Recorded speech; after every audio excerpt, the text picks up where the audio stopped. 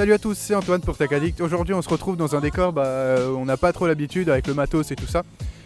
Aujourd'hui on va vous parler des Beats X, faire des petits plans en extérieur et tout ça. Ça fait maintenant un mois que je les ai, donc il est temps un peu de vous donner mon avis et tout ça par rapport à ce produit.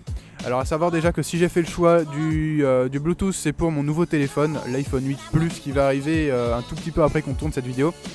Voilà, donc on espère que cette vidéo vous plaira. N'hésitez pas déjà à poser des questions après cette vidéo, si vous en avez par rapport au Bluetooth, à la technologie utilisée dans ces AirPods. Non, c'est les Beats X. J'espère que vous apprécierez ce nouveau type de vidéo dans ce décor du coup un peu différent. On a voulu varier et profiter encore de la belle saison, on va dire, de ce début d'automne. Donc n'hésitez pas à liker si ça vous plaît et bon visionnage. Voici donc les écouteurs en question. Donc on peut voir que ils sont... Enfin moi j'ai pris la couleur noire, sachant trois couleurs qui existent, globalement les couleurs de base des appareils Apple. Donc voilà, les écouteurs sont aimantés actuellement. Vous voyez, il y a un petit système d'aimant pour éviter que tout simplement ils pendent et qu'ils soient trop volatiles. C'est plutôt agréable je trouve, et c'est en fait on a juste à enlever les écouteurs des oreilles et ça s'aimante quasiment tout seul. Il suffit juste de bouger un tout petit peu et ça se fait directement.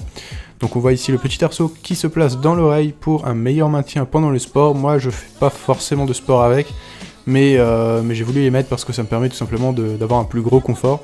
La petite télécommande ici, donc avec play pause pour décrocher aussi le bouton du centre, le bouton volume plus et moins.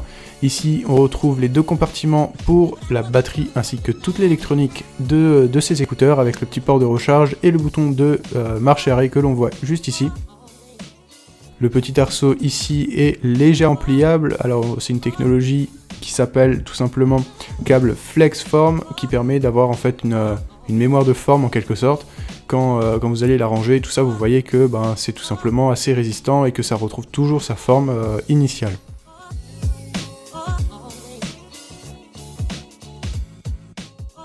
Les petits aimants en question, les voici, donc vous pouvez voir que ça s'aimante quand même à un bon centimètre. Petit tour de la boîte, on voit sur un côté l'inscription Beats by Dr Dre. De devant, on voit l'inscription Beats X avec une présentation du produit et l'information sur l'autonomie. De l'autre côté, une petite citation, mais je ne sais pas vraiment de qui elle vient. De derrière, un petit peu tout ce qui représente les caractéristiques, les typos et tout ça de ces écouteurs. Et en dessous, tout numéro de série, etc. Rien de très intéressant. Voici la petite housse en question, donc pour ranger les écouteurs. Elle est à mon goût un petit peu petite, mais on va y revenir un tout petit peu après. Donc elle est arborée du logo Beats, qui reste assez discret quand même. Passons à présent sur quelques plans en extérieur afin de vous montrer quand même la beauté de ces écouteurs. Personnellement j'étais assez réticent sur le design, étant donné que c'est quelque chose qu'on n'a pas forcément l'habitude. Mais au final on peut voir que le design est quand même assez urbain et assez à la mode au final.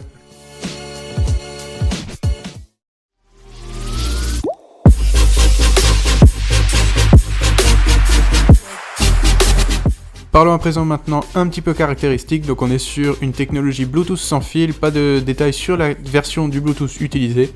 On a une télécommande avec micro intégré directement. Ce sont des écouteurs intra-auriculaires, donc vous pouvez voir que la stabilité est plutôt pas mal. Il y a donc une isolation phonique aussi intégrée. La recharge se fait par câble Lightning et c'est une batterie de type lithium-ion. On va aborder tout simplement les points positifs de ces Beats X. Il y en a pas mal quand même. Je pense qu'il y en a quand même un peu plus que les points négatifs, donc c'est parti, je vais vous citer un peu tout ça. Premier point positif, pour le prix, on a des écouteurs quand même de vraiment très bonne qualité audio, hein. Si vous avez l'occasion de les tester ou quoi, moi franchement ça fait un peu plus d'un mois maintenant que je les ai et j'en suis pas du tout déçu. Niveau confort c'est aussi très bien. D'un point de vue légèreté, on peut quand même être plutôt content de ça.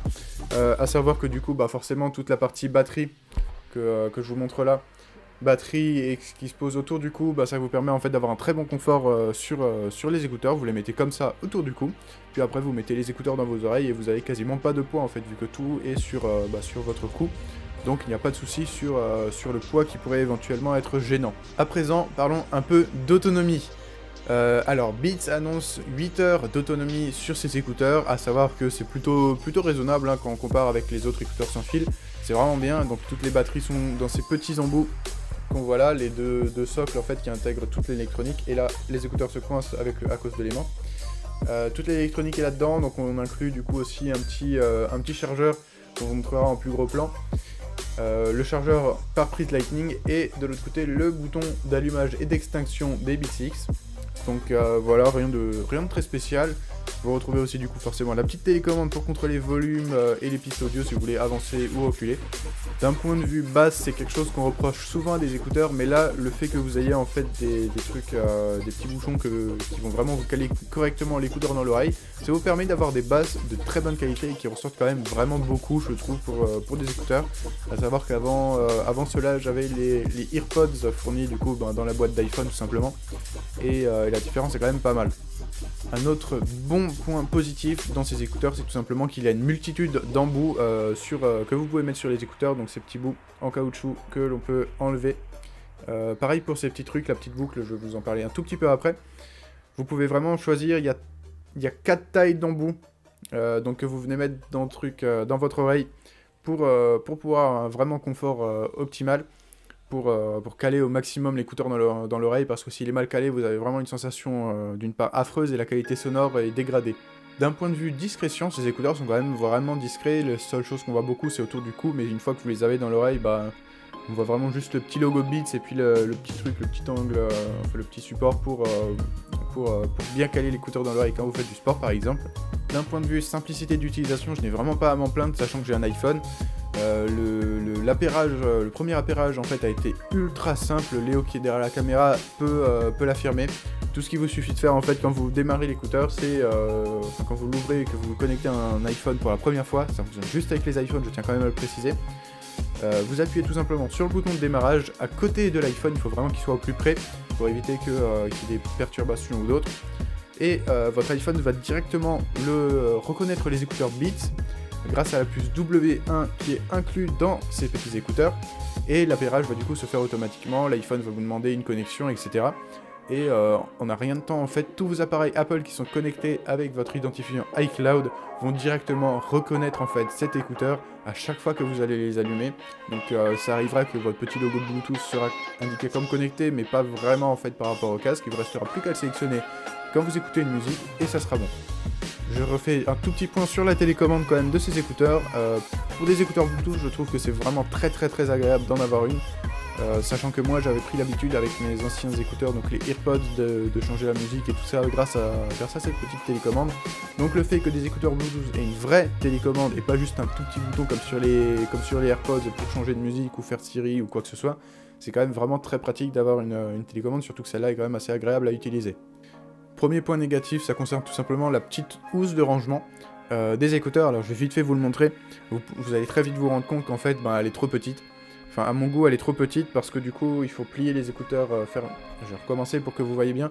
Une fois que vous les avez comme ça, avec les petits écouteurs aimantés là en bas, vous faites une boucle comme cela, pof, pour que ça puisse rentrer dedans.